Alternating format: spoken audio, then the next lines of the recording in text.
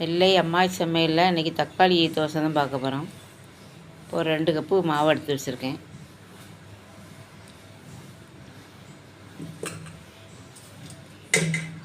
இப்போ ஒரு மிக்சர் எடுத்துக்கலாம். இப்போ ஒரு 4 தக்காளி கட் பண்ணி வச்சது போட்டுக்கலாம்.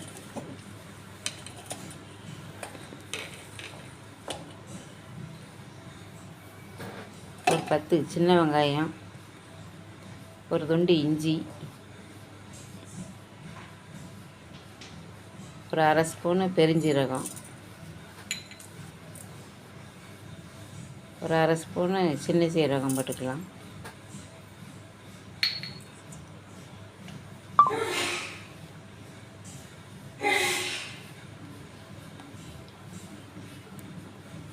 ஒரு ஸ்பூன் வத்தப்பொடி,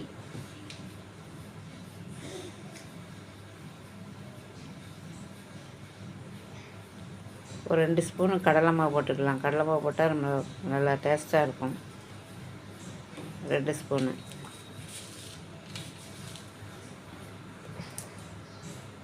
தேவையான அளவு உப்பு போட்டுக்கலாம்.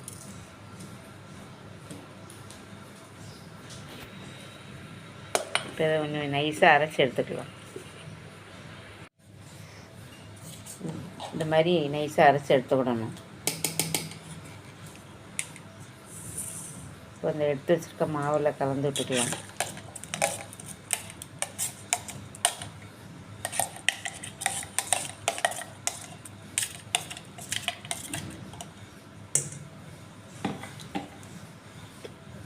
கொஞ்சம் கெட்டியாக இருந்ததுன்னா கொஞ்சம் தண்ணி விட்டு கலந்து எடுத்துக்கிடணும்.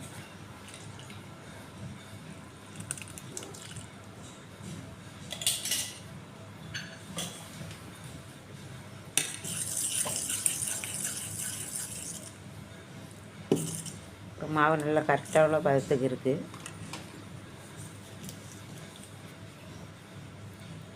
கொஞ்சம் பெருங்காயம் போட்டுக்கலாம். ஏற்கனவே மாவில் உப்பு போட்டிருக்கு. இப்போ எல்லாம் நல்லா கலந்து விட்டாச்சு.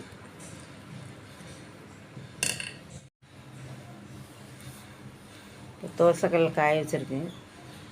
நல்லா காஞ்சிடுது. இப்போ மாவை ஒரு 2 கரண்டி ஊற்றி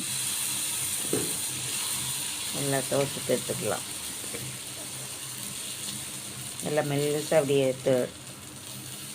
சுற்றி விட்டோம்னா நல்லா மாவு நல்லா மொறுமொறுன்னு தோசை நல்லா வரும். கொஞ்சம் சுற்றிலும் கொஞ்சம் எண்ணெய் விட்டுக்கிடணும். இப்போ ஒரு பக்கம் வெந்த உடனே ஒரு பக்கம் திருப்பி போட்டுக்கலாம். இப்போ ஒரு பக்கம் நல்லா செவந்து வந்துடுது. இப்போ இதில் திருப்பி போட்டுக்கலாம்.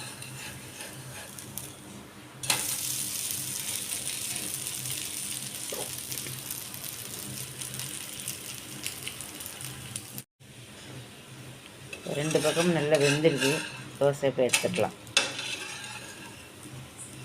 நல்லா மறுமொறு தக்காளி தோசை ரெடி ஆகிடுது.